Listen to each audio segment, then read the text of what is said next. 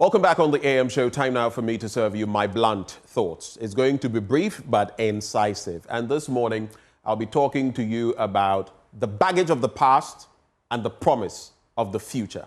Navigating the maze of what is to come. The baggage of the past, the promise of the future. Navigating the maze of what is to come. And I'm going to be talking about, yes, what you see here. I'll talk about mining, I'll talk about finance, I'll talk about roads, and I'll cap it off with the numbers that we are seeing so far in terms of the president's appointments. But to kickstart matters, crucial point. And the other day, Professor Kweku Azan averted my mind to it. We know of Oro, but how about Opal? Operation Recover or Loot, yes, but how about Operation Prevent or Loot?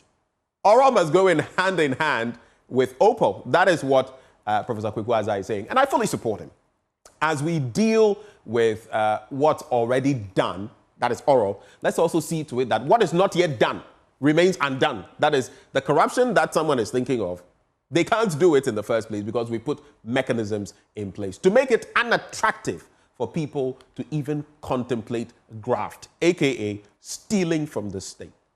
So as we do oral, I support oral in the right way. Let's also do Opal, Operation Prevent or Loot. Maria's Now let me come to my slides. It's shocking, isn't it?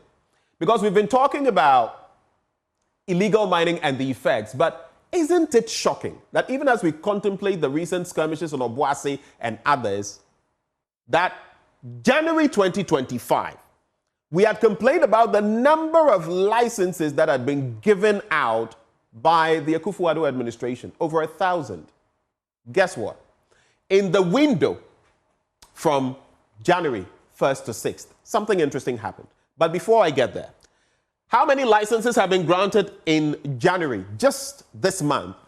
103. 103. Let that sink in.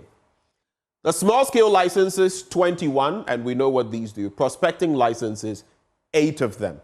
But it's the next slide that comes with the revelations. Next slide. Here we go.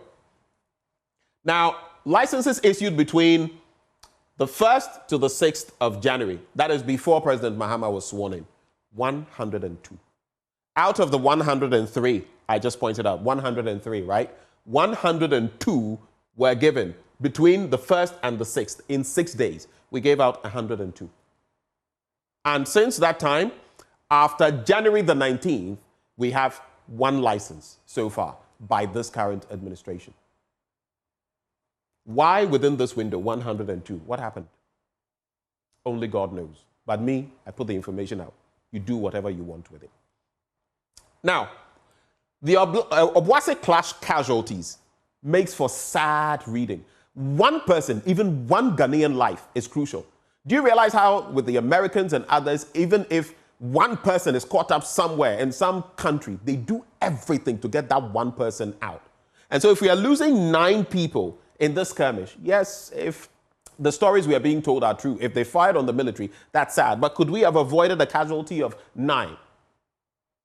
And in any case, what is the truth of the matter? We are still waiting for, as the president has directed, the investigations into this to show us what exactly happened.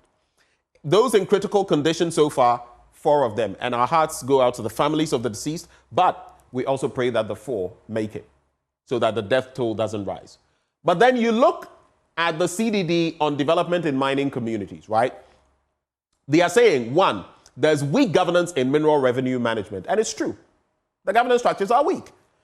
Poor development outcomes in mining communities. Go to Obuasi, go to Takwa, go to Akwetia, go to some of these places. Some of them, I'll not mention which because it tends to be stereotypes.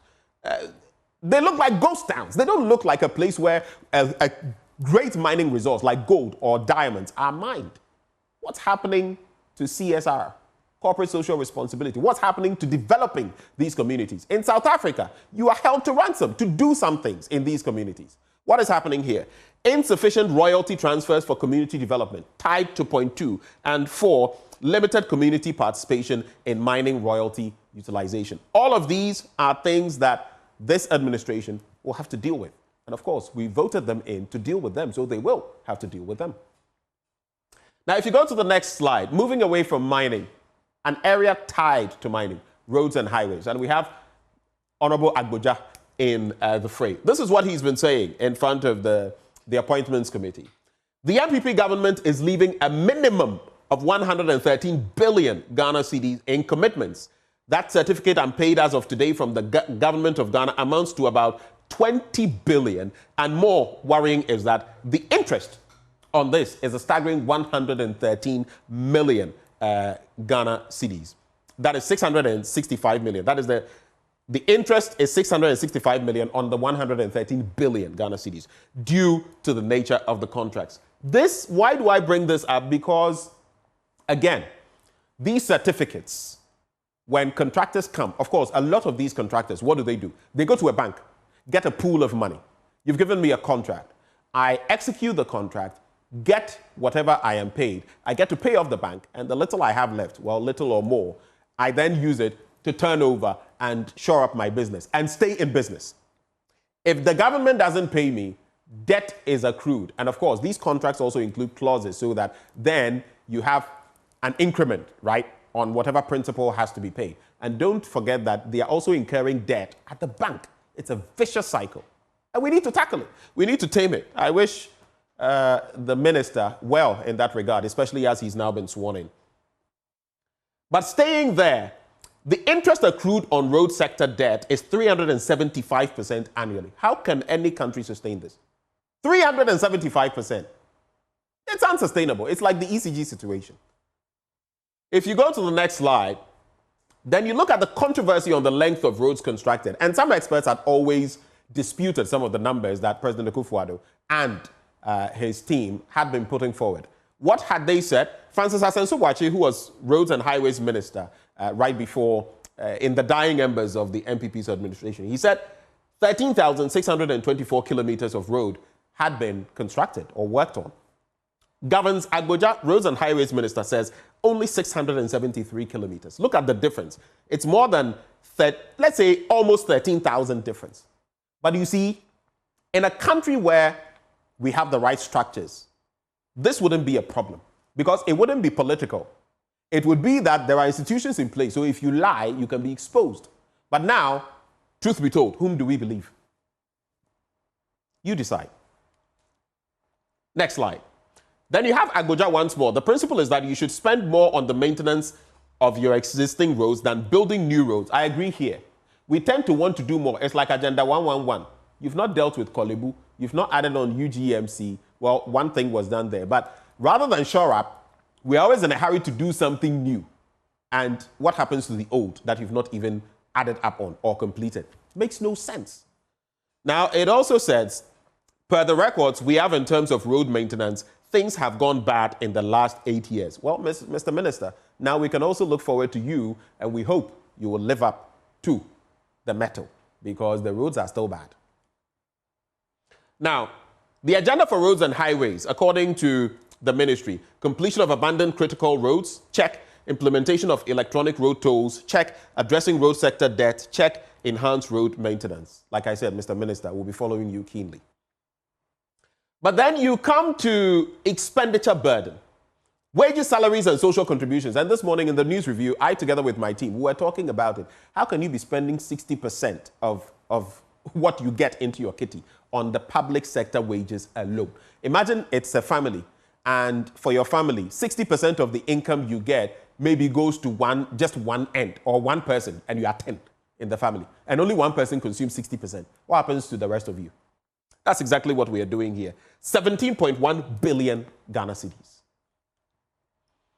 Then you look at the expenditure burden ahead. Debt servicing obligations. We are looking at 184.7 billion Ghana cedis in the offing. And then transfers to energy producers. Mind you, there's still the situation with the independent power producers, aka IPPs. They are still in the corner. They are still owed debt. The energy sector debt alone is $3 billion, the equivalent of 45 billion plus Ghana cedis. It's not going anywhere. We have to solve the problem. The question is how? You look at that sector, transfers to energy producers, you are looking at 17.5 billion Ghana cedis. The OPPP, Then purchases of goods and services, another 13 billion Ghana cedis. That's what we are looking at ahead. And that also means that the work of this administration has been cut out for them. No time for waste, no time for nonsense. Respectfully, no time for nonsense. Like, the time to start work was yesterday. We will play our part, bring to bear some of these, help out, and it's up to this administration to put the pedal to the metal and ensure that we all get to where we want to get to. But to conclude, I want to talk about the male-female ratio and all the conversations that have been going on. Gender representation in ministerial appointments, right? So far, 7 females. And mind you, again, when we talk about women, like we said in the news review, it shouldn't just be ministers. We should push for more women to state-owned enterprises, CEOs. We should push for more women on boards. We should push for more women. I don't hear people talk about this. MCEs and DCEs, it's woeful, the numbers of women there. We should push for more women there too, because they can even initiate development at the grassroots. But we tend to go ministers. And your ministers don't go. So 7 females so far, that accounts for 16.67%, almost 17%. And then 35 males, that accounts for 83.33%.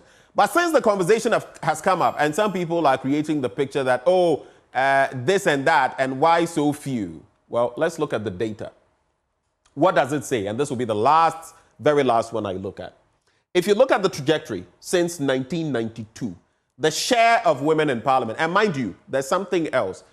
From the 8th parliament to the 9th parliament, the share of women has actually dwindled, from what we gather, right? So if you look at it, the numbers of women have gone lower, and even in terms of the bracket, the proportion of them that would be factored into appointments, you know how that affects it.